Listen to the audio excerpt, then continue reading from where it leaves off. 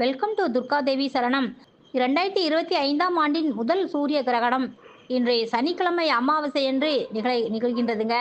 பூமிக்கும் சூரியனுக்கும் இடையே நிலவு வரும்போது தற்காலிகமாக சூரியன் மறைக்கப்படும் நிகழ்வுதான் இன்றைய தினம் சூரிய கிரகணமாக நிகழ்கிறது. இது ஒரு சில நகரங்களில் முழுமையாகவும் ஒரு சில நாடுகளில் பகுதியாகவுமே தெரிகிறதாம். பொதுவாகவே சூரிய கிரகணம் என்றால் பல்வேறு நம்பிக்கைகளும் பழக்கங்களும் மக்களிடையே காணப்படுங்க.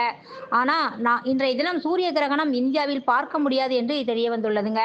2025ஆம் ஆண்டில் இந்தியாவில் 2 சூரிய கிரகணங்கள் நிகழ இருக்கின்றன.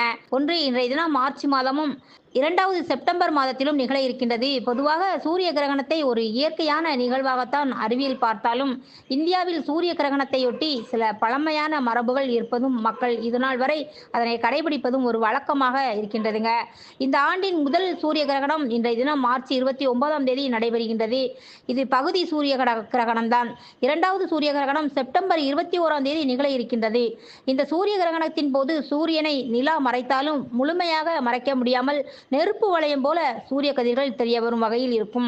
இன்றைய தினம் சூரிய கிரகணமானது அதிகாலை 4:50 தொடங்கி உச்சத்தை அடையும் போது இரவு 8:43 வரை சூரிய கிரகணம் நீடிக்கும். இது மிக அதிகாலையில் சூரியனை காண முடியாத நேரத்தில் இந்த சூரிய கிரகணம் ஏற்படுவதால தான் இந்தியாவில் இந்த கிரகணத்தை நம்மால காண முடியாது என்று தெரிவிச்சிருக்காங்க. இந்த சூரிய கிரகணத்தை பொதுவாகவே வெறும் கண்களால் நம்மால் பார்க்கக்கூடாதுங்க.